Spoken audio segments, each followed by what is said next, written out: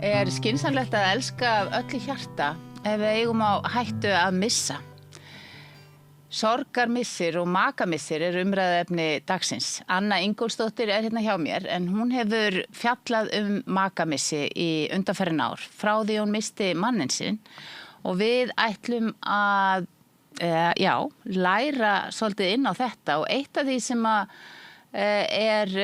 svona erfitt fyrir þá sem missa að við hin sem umgöngumst viðkomandi kunnum ekkert að haga okkur í samskiptum við syrgjendur. Þannig að það umræðuefni sem mig langar að spyrja þig, Anna, velkomin. Já, takk fyrir. Ég ætla að byrja á að spyrja, eitthvað vitið í að vera elska sjóðandi heitt ef það svona sárt að missa? Já.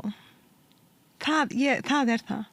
Þó að missirinn sé sár, sorgin djúp og söknuður mikil, þá það þess virði að elska.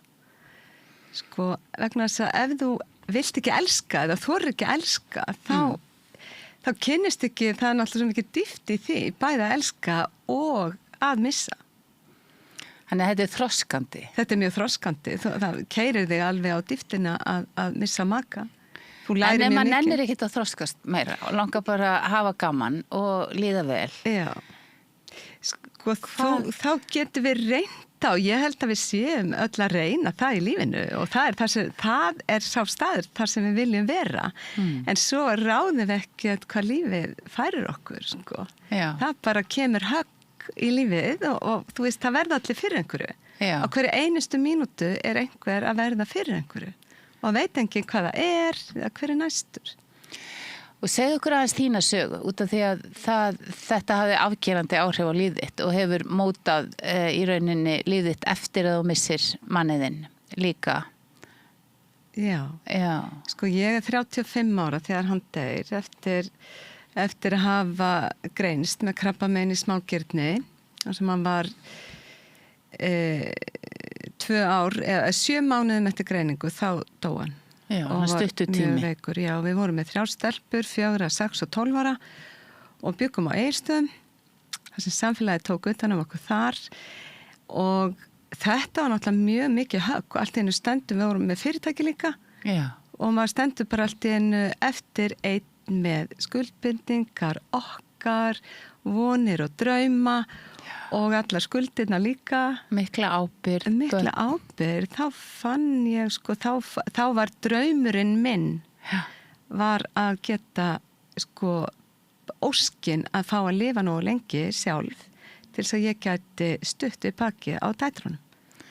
Já, þannig að það var svona, þetta var svona, hvað ég segja, grunnþörfin bara að fá að lifa af til þess að geta hlúða börnuninu. Þannig draumarnir breytast, sko. Já.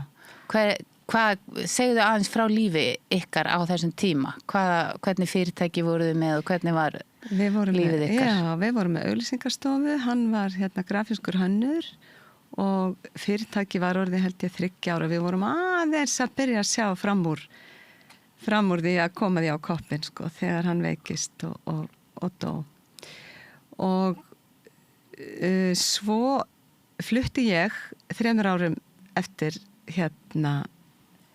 dauða hans, þá flutti ég í Garðabæ með stelpurnar, fór svona bara eins og bífluga í gamla bæinn. Já. Garðabæ. Til þess að fara nær þínu fólki eða? Já. Og þær fóru í skóla þar, yngri 2 og elsta, í Fjölbrautaskólan í Garðabæ. Geturðu lýst í þegar að hann deyr og þú veist náttúrulega í 7 mánuði þá kannski veistu að hverju stefnir, eða það ekki? Jú, þetta var mjög alvarlegt krabbamein og finnst yfirleitt ekki fyrir hann lokasti. Þannig að ég gerði mig grein fyrir því, óttaðist það að hann myndi deyja og það var raunin. Já. En hann einhvern veginn var mjög æðrulaus. Já. Hann sko bara svona tók því sem að höndum bar, fyrst að lífið vill gera þetta, þá var hann tilbúin til þess, en honum þótti erfiðast að skilja okkur eftir. Já. Það var það, sko. Og þetta var bara töff og ég fór strax sko að reyna að leita mér hjálpar. Mér dættur í hug þegar þú segir honum varst erfiðast að skilja þig eftir. Hefur þú hugleitt að þú hefði jafnvel frekar vilja fara heldur en verða eftir? Nei, ég held sko, yngsta dóttir mér sagði sko að ég held að mamma að það sé erfitt að missa pappa sem ég held að sé erfiðar að missa mömmu sína. Já. En jú, ég hugsaði þetta líka, þegar þú spyrð, þá gerði ég það líka. En Akkur fæ ég ekki bara að fara líka? Já. Fara líka? Nei, ég hefði ekki viljað það. Nei. Þær voru 3 ár. En einhverju skrýtnar hugsanir sem koma upp hjá þér við þessar aðstæður? Verður, ég get alveg ímyndað mér að þetta ögrumanni á einhvern hátt að það sé alls konar skrýtið sem gerist í lífumanns og haustumanns þegar að dauðinn kemur svona aftanamanni. Það fer bara allt, sko, það er eins og sé hrært bara í öllum pottinum. Já, tilfinningapottin. Já. Og svelgast á að vatninu. Já. En, sko, já, það koma upp alls konar tilfinningar og hugsanir, bæði jákvæðar og neikvæðar. Og það getur verið dálítið erfitt að takast á við, að horfast í augu við, að maður hafi einhverjar svona erfiðar og neikvæðar hugsanir gagnvart andláti makasins. Eins og hvað? Getur nefnt dæmi? Það getur bara verið mjög erfitt að horfast í augu við það. Sko, að, já, ég veit ekki alveg hvað ég á að segja þér, sko, en sko þegar hann var til dæmis að deyja og þurfti að vera í öndunarvél og var í líknandi meðferð og þá var hann sem sagt var búið að segja við mig hann yrði svona 3-4 daga í þessu ástandi. Já. Svo var hann bara miklu sterkari og lifði lengur. Já. Og ég var bara fann að óska þess að hverjum degi að hann myndi deyja. Já. Hans vegna og líka bara til þess að klára þetta ferli. Og hans vegna og svo maður líka mín vegna, mér finnst bara mjög erfitt að horfa á hann. Í þessu ástand. Já.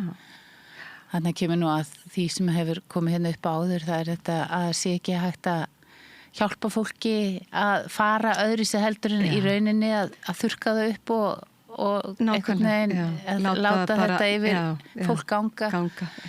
En það verðist vera, þannig að við útskýrum hvað við eigum við, þá það yfirleitt gert núna sem kallar líknandi meðferð. Já, eða lífsloka meðferð, eða ekki? Jú, lífsloka meðferð, já.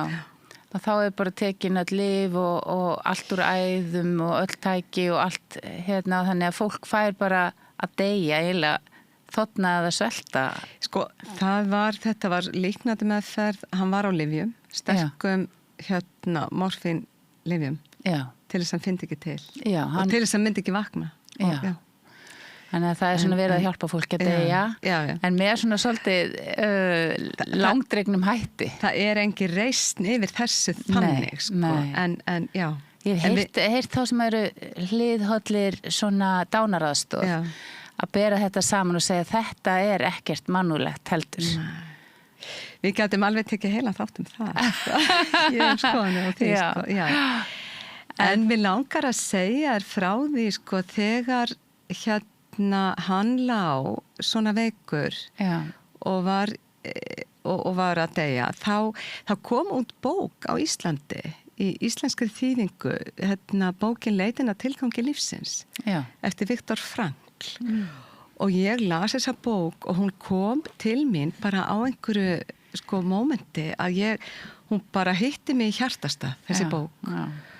Og ég var svo hrifin af henni að ég bara keypti fullt af sko eintökum og gaf sjúkrahúsinu á Akureyri og læknum og sjúkrahúsinu á Landspítalanum og læknum og hjúkrunarfólki og bara talaði þessa bók bara hún hefur verið svona mikil hjálp fyrir þig. Mjög mikil hjálp fyrir mig. Ég vil segja hans hvað hún út af því að þetta nú kannski vitað allir en hún vilt þú segja þess? Viktor Frankl var geðlæknir og taugasálfræðingur frá Austurríki sem að lifði af dvöl og fangavist í Auschwitz. Já.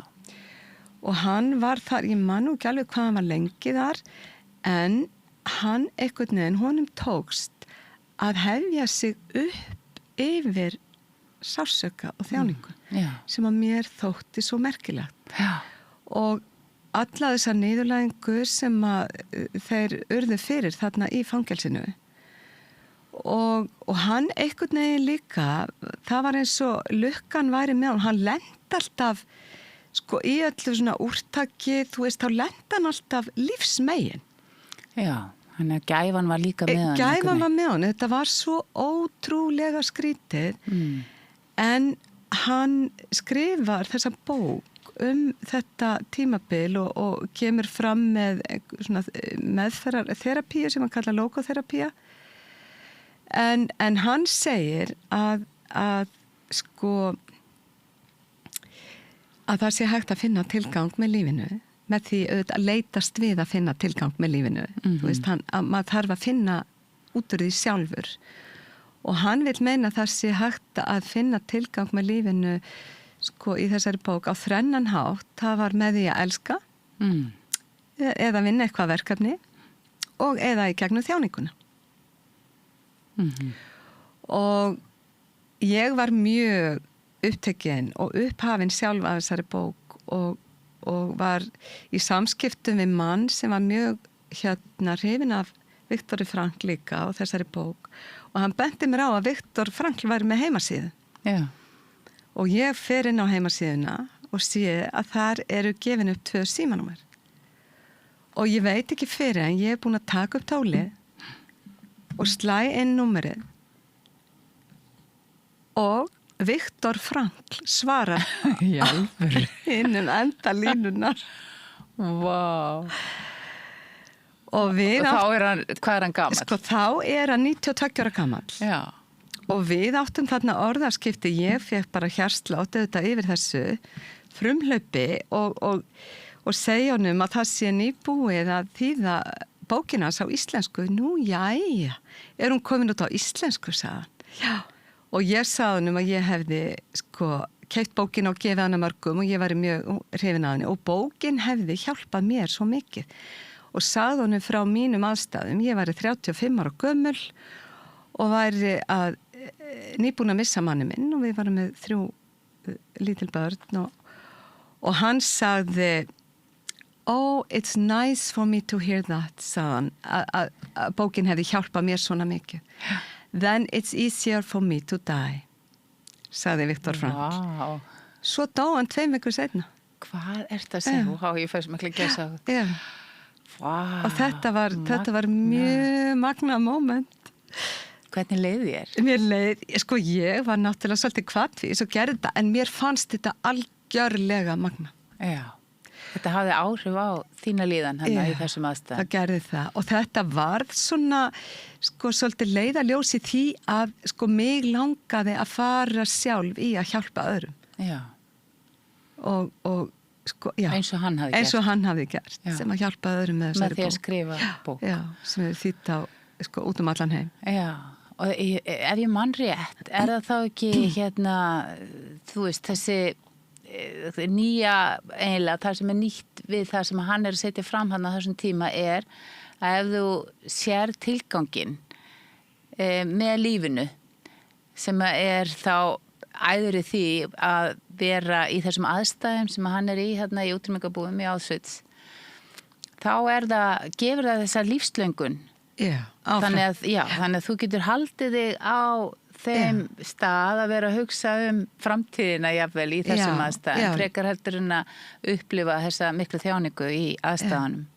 Hann einhvern veginn, honum tókst að upphefja sig og hann sá ég er ekki þetta. Nei. Hann gerði það og hann sá, þú veist, þegar það sloknaði á samfengum hans, þegar þeir tóku síðustu sígarettuna, lágu í kojinni og rektana og lífslöngunin var horfin úr augunum af þeim bara og þeir bara dóu. Já. Skilur.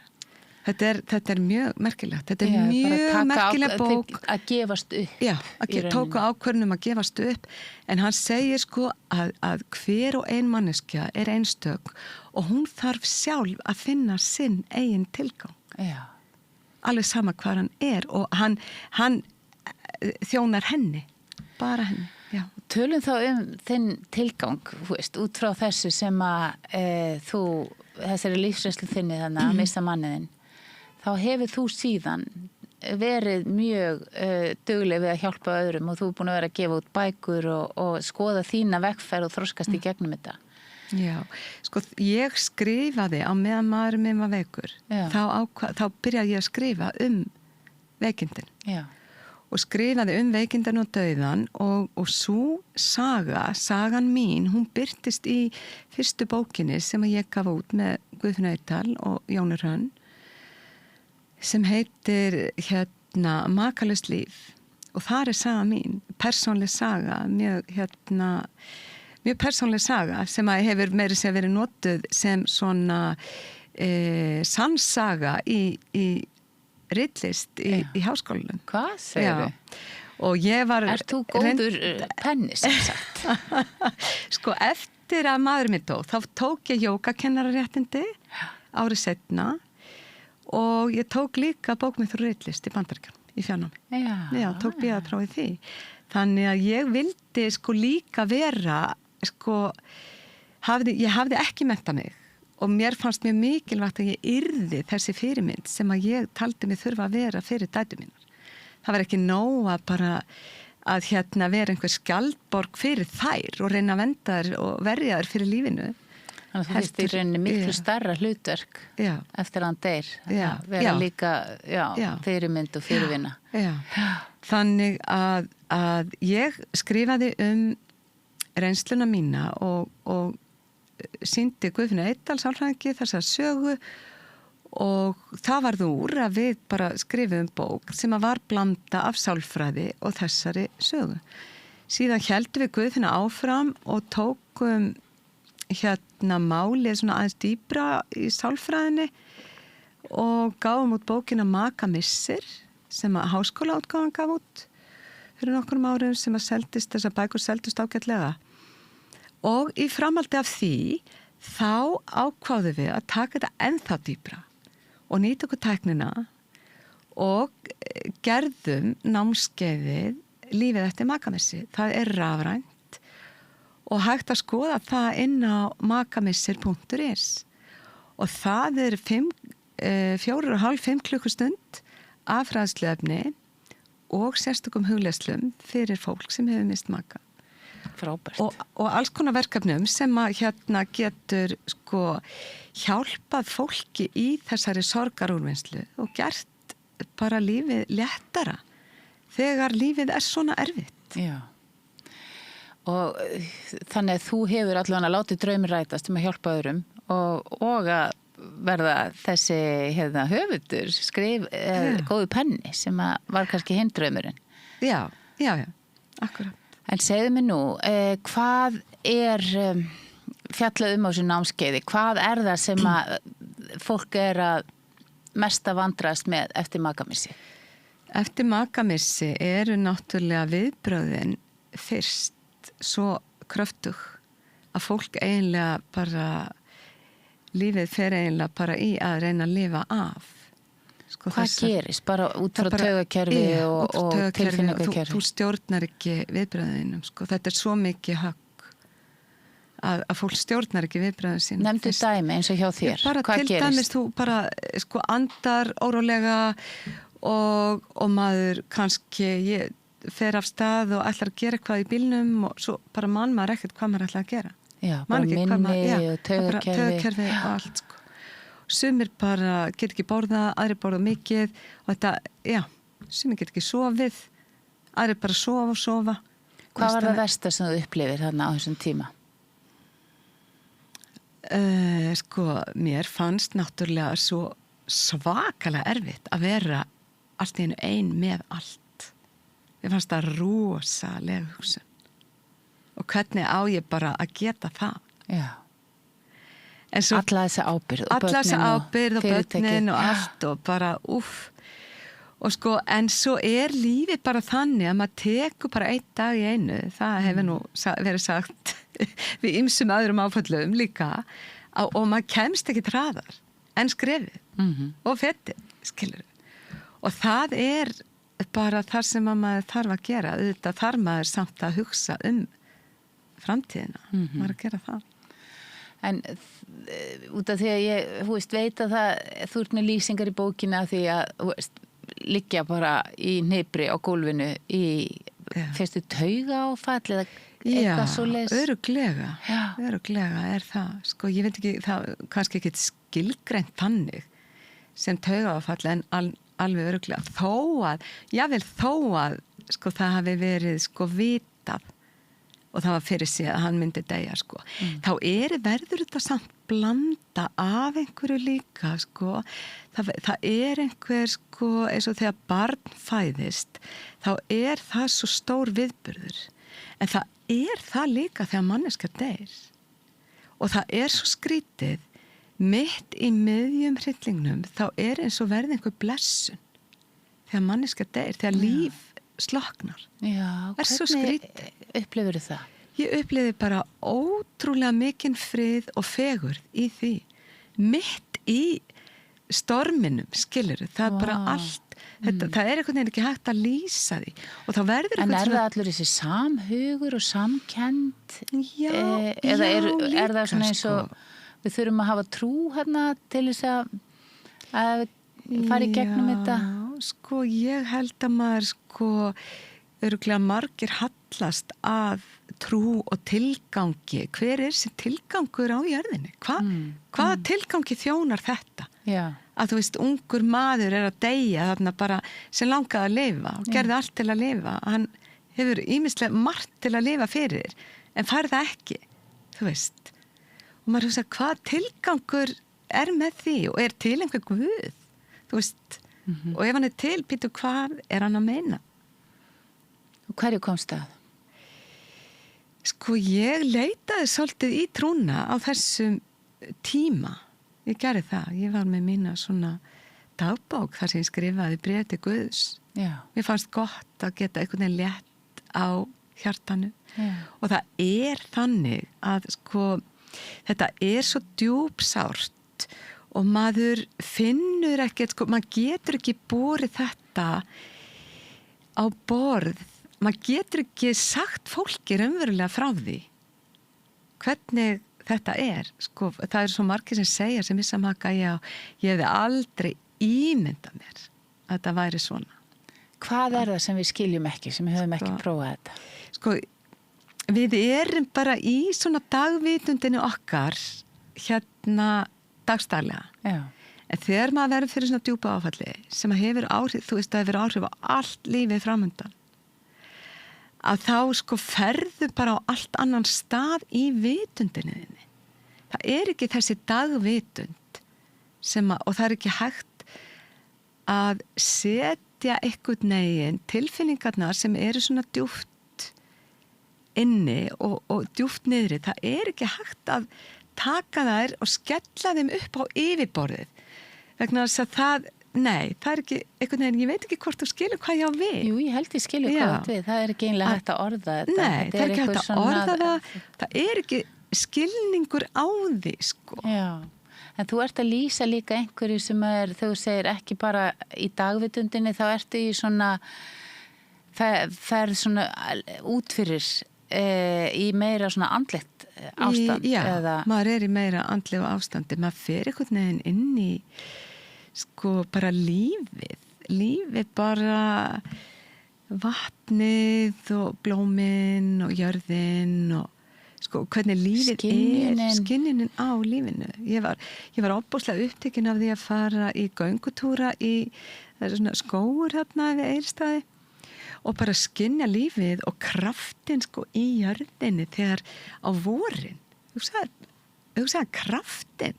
Þú veist, og það bara brjótast út laufblöð á trjánum bara aftur og aftur einhvern veginn á hverju vori og hvernig verður svona hrifin af náttúru undrinu og það svo mikið undur í þessu bæði í lífinu og dauðanum sko. En þarna er þetta að lýsa svona núvitundir ástandi þannig að það sem ég er kannski að skilja þig með er að þú hættir að vera með hugan við hversdagslegar áhyggjur það verður ekki svo mikilvægt Nei, það breytist sko.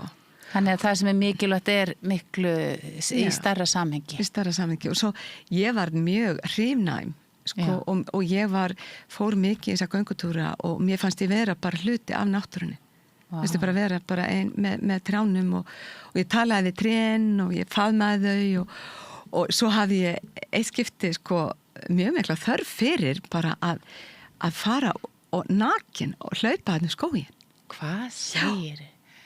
Og ég bara kastaði mig kjól og fór út klukkan 6 á mótni og vonaði ég hitti engan og svo bara gekk ég þarna inn í skóginum bara nakin, kviknakin og fannst ég vera bara hluti af náttúrunni Vá, þú ert náttúrulega að lýsa einhverju einstöku svona aðra ástandi Já, það var bara raunverulega þannig, maður var bara í einhverju svona ástandi ástandi, kannski er þetta þú veist, ástandi sem við ættum að vera í þannig er þetta að lýsa því hvar við værum ef að hugurinn væri ekki alltaf bara fullur áhyggjum Svo smám saman sko dregst maður niður í daglega lífið inn í þetta, þú veist, þessa daglegu rútínu og hvernig allt verður svona venjulegt á nýjan hátt, það er ekki eins og það var en hvað er þetta langt tímabil og hvenær gerist þetta eftir að maðurinn þetta sko, eitthvað afstæld að segja eftir maðurinn Gunnar Hólmsteinn Guðmundsson Nei, Árni Margeirsson fyrirgefðu Aftur er gervigreindin að rugla í mér Árni Magnússon Margeirsson fyrirgefðu Já, það er bara fyrirgefið og bara blessu sér minni hans Árni Margeirsson og sko þetta var að gerast svona fyrstu 3 árin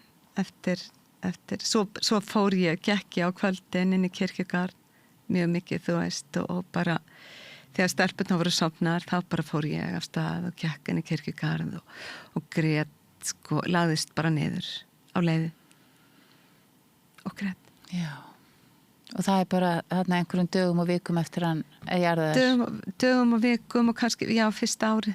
Já, þannig að jarðaðar. Og fannst þér þú þá vera nær honum? Já, fannst það. Já. En svo hefur þetta sko leitt af sér það að maður veit hvað þetta er þungt og veit hvað það er erfitt fyrir fólk að leita sér aðstöðar. Og af því að það er ekkert beint neitt þarna úti sem að tekur þig og grípur þig.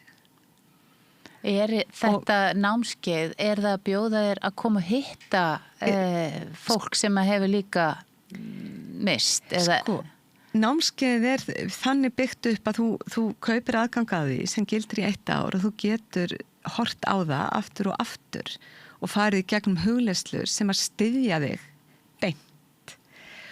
Og síðan, sko, ef þú óskar eftir, getur þú fengið stuðningsviðtal sem er innifalið í námskeiðsgjaldinu. Við þig? Já. Og fleiri viðtöl ef þörf er á. Þannig það er hugsunin, sko. Og svo er aldrei að vita nema hvort að þetta þróist út í að verða eitthvað meira. Já, einhver námskeið og einhver svona stuðningshópar og því ég veit að eru svona stuðningshópar fyrir þá sem að hafa mist maka. Það eru stuðningshópar hjá sorgarmiðstöðinni. Já, en svona aðeins betur yfir það hvaða er einhver svona ferill sem fólk fyrir gegnum og því nú, einn kunningi minn misti konunni sína fyrir skemmstu og það sem hann gerir er svolítið að fara að deyfa sig með því að drekka og á svoleiðis tímabil þar sem að hann í rauninni, bara kann ekkert annað ráð. Akkurát.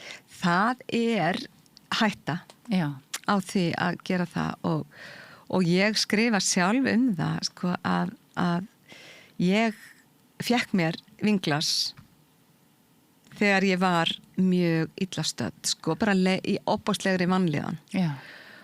Og sko, það bara, og svo maður með börn og ábyrgð og þetta fólk í starfi og það þarf bara að standa sig, en þetta ofsalega vondur kokteil.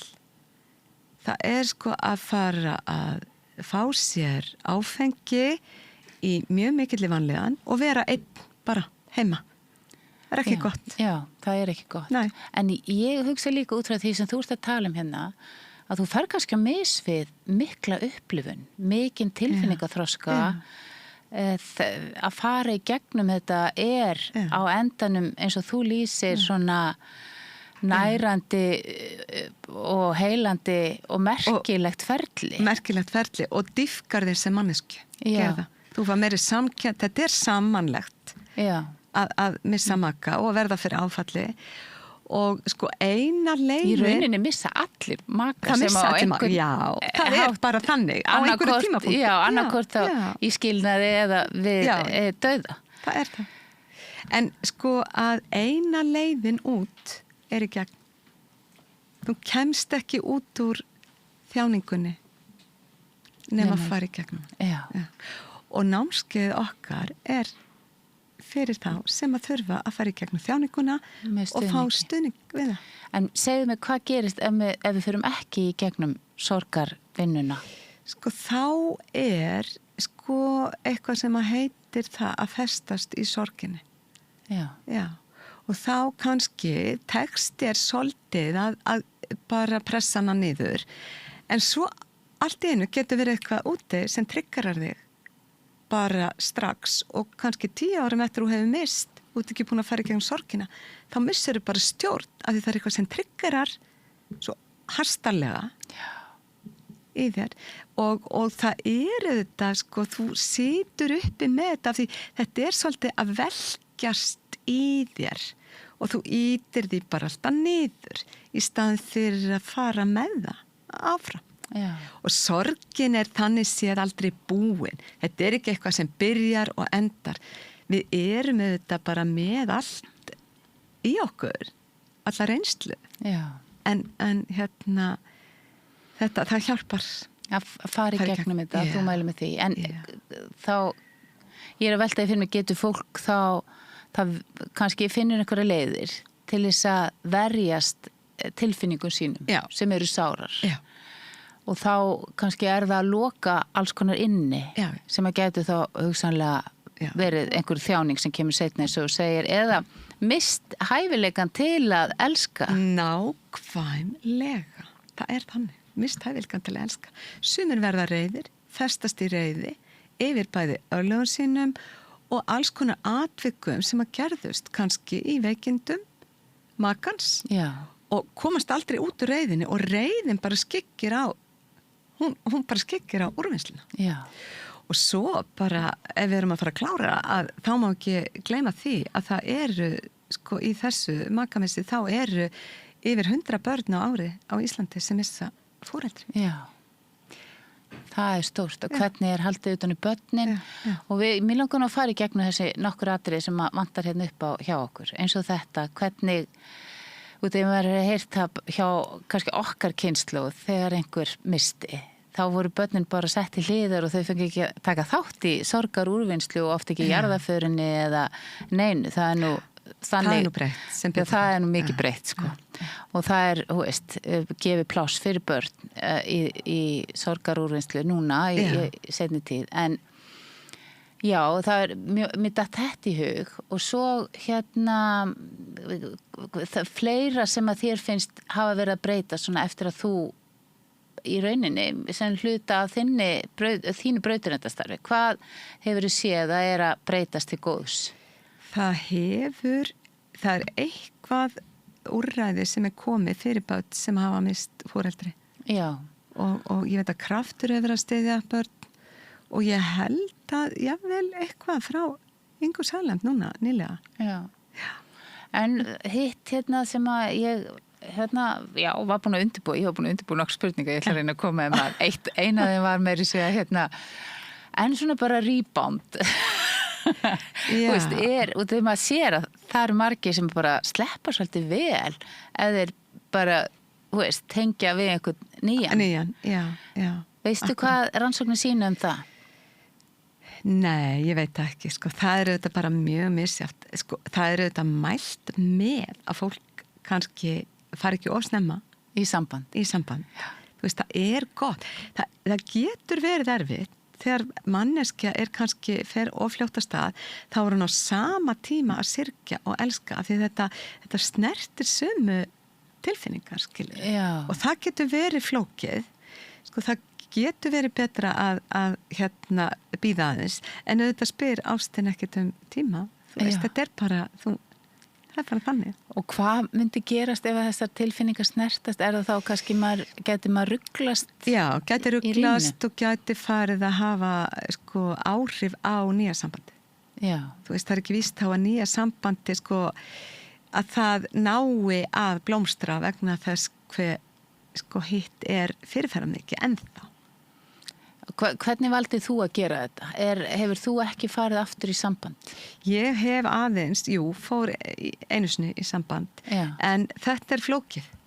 Mér finnst þetta flókið, mér þótti þetta flókið líka þegar ég var ung með 3 stelpur og já, það er nóg af köllum, sko. Já. Það er ekki vandamál. Það er ekki endilega vandamál, sko, en það er þetta meira mál að hitta eitthvað sem að maður matsar við. Já. Ég held að sé, sko, eitthvað svona kannski þessi hugsun að vilja vera í skapandi samskiptum. Já. Og skapandi sambandi. Og það er kannski lengri taugin í það, sko, og lengri leið í það. Þannig að þú er ekki fundið nýjan mann. Nei, ég hef ekki gert það. Og finnst þér eins og hann Árni hafi verið ástin í lífiðinu? Finnst þér eins og það sé kannski á endanum niðurstaðan? Já, hann var það, vissulega, og við vorum, það var svo skemmtilegt, sko, það var, sko, gekk nú á ýmsu alveg, en við vorum svo mikið líka í skapandi samstarfi. Við rákum fyrirtæki saman og vorum svona að vinna mjög skemmtilega hluti saman og það einhvern veginn, sko, það stækkar svo mikið að geta verið þannig, sko. Já. Þannig að ég að vinna saman, sko, kannski er það, já. Og þið áttu gott með það? Þið áttu gott með eiga samskipti? Já. Það var mjög, skemmtilegt, mörg skemmtileg verkefni. Það var ekki 2 + 2 bara 4, sko, heldur eitthvað miklu stærra. Sko. Já. En við sem að þú ætlaði kannski að gefa okkur leiðbeiningar út af því að ég las í þínum bókum kemur fram að það er oft svolítið kjánalegt hvernig við komum fram við þá sem hafa mist og ég bara á svona nokkrar senur úr lífi mínu þar sem ég segi eitthvað klaufalegt eða kjánalegt þegar einhver hefur mist. Gleymið ekki, ég átti svona æðislegan var með æðislegan kennara í kennaraháskólanum sem var, reyndist mér alveg einstaklega vel og hún missi manni sinn og ég hef nú vitað því að ég fer og kaupi stóran blómvönd og fer til hennar og hún stendur í dyrunum og segir þakka þér fyrir Ásdís mín, takk fyrir að hugsa til mín og ég segi, þú átt það svo skilið og ég er á þessa setningu og hún glemur reglulega í haustum á mér eitthvað hvernig dætt mér í að segja þetta? En sko, málið er að bara sko, einfaldar vennilegar setningar breyta vægi þegar sko, þú tala með einhverja mannsku sem hefur mist. Já. Þá sko, í rauninni er best að segja bara sem minnst og bara gott að sjá þig og veita faðumlag í staðin fyrir að segja já þú kannski finnur bara annan mann eða verður ekki að gefa ráð. Nei, verður ekki að gefa ráð, þú veist, eða þú átt þetta skilið eða það var nú gott að hann bara dó svona skyndidauða því flestir halda það sé nú bara best að deyja þannig. Það ég átti við var örugglega ég á svo blöng og ég hefði keypt svo dýr blóm þetta skilur að koma einhver svona kjánaleg hugsun. Ég sagði einu sinni við vinkonu mína sem var með krabbamein og langt gengi krabbamein og hún var svo verkjuð og ég segi við henni, ertu alveg að drepast? Skilur? Þú veist, það fá bara svona venjulegar setningar, fá bara annað vægi. Já. Og þess vegna krefur það okkur bara sem aðstandendur að sína aðgátt, vera varkár og það er bara fínt að segja gott að sjá þig og gefa faðmlag og vera ekkert, veita freka bara svona nærveru. En það er það sem að við erum kannski ekki nógu góð í. Við þurfum alltaf einhvern veginn að segja eitthvað. Við höldum alltaf að við þurfum að leysa þetta og breyta þögninni með því að byrja að tala. Sko. Það er mjög gott, sko, góð ábending. Það er bara veita nærveru. Veita nærveru. Og ég hef alveg, lesið það, bara sitja hjá viðkomandi í svona bara kærleika og nærveru sé það eina sem þurfi. Já. En hefur vilja fá meira af einhverju svoleiðis, fleiri sem hefur komið bara og veittir svona stuðning og nærveru? Ég veit það nú ekki, sko. Ég fekk alveg ótrúlegan stuðning frá samfélaginu þarna fyrir austan. Og ég fekk líka mikið stuðning frá fjölskyldu. Og en að sjá bara hvað lítið samfélag sko tekur þátt og fólk var að koma með mat og kökur og gefa okkur pening og bara stóð einhvern tíma maður á dyrastafnum og sagði, mér langar bara að þakka þér og manniðinum fyrir hvað þið stóðuð ykkur vel í þessu litla samfélagi og mér langar bara fyrir hönd samfélags bara sem þakklætisvott, sagðan, og svo rétta með þykkt umslag. Ég fyrir bara að gráta. Og það var sko, það var líka, svo var ég vör við það að allt í einu fór einhver að leggja peninga inn á bankareikningi minn. Hvað er þetta að segja? Og ég sagði, hvað er þetta? En einhver að leggja inn á reikningi minn. Og svo bara gerist það aftur og það kom alltaf kvittun og ég hringdi í bankan og spurði hver þetta gæti hugsanlega verið og hún sagði, við megum ekki gefa neitt, við megum ekki gera það, en hún sagði, ég veit að það kemur maður, eldri maður, sagði hann, og hann er að leggja inn á fólk. Hvað er þetta? Og svo kom bara kvittun sem stóð, fylgstu nú með bankareikninginu, ég mun hætta að senda kvittun og svo kom þetta í 1,5 ár. Wow, einhver sem að lagði reglulega peninga inn á reikning. Þetta er nú alveg en spáðu í þetta og þarna var einhver sem hafði enga þörf fyrir að láta vita af sér. Það er nú, við vitum að það er svona mjög ofarlega í hamingjuskalanum þegar maður getur gefið aðeins að þurfa neitt á móti. Vá, hvað þetta er áhugavert og merkileg reynsla sem þú hefur öðlast með þessu ferðalagi þínu. Já, hún er það. Já. Einhver orð sem vilt segja að lokum til þeirra hugsanlega sem er að hlusta og hafa mist? Bara standi með ykkur sjálfum og munið að þið eru ekki ein. Þetta er samanleg reynsla og ég hvet ykkur til þess að skoða námskeið okkar.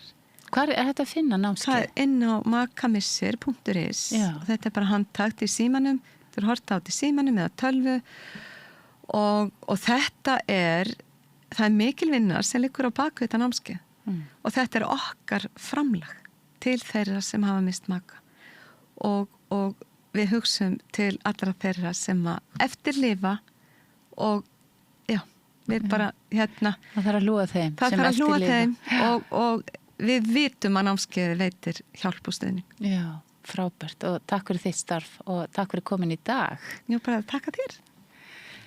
Við kveðjum að sinni, sjáumst aftur á morgun. Ég heiti Kristinn Sigmundsson og styð Samstöðina. Samstöðin er óháð sjónvarpsstöð sem fjallar þjóðfélagsmál á vandaðan og yfirvegaðan hátt. Ég skora á ykkur að styðja hana með því að gerast áskrifendur. Samstöðin er ómissandi.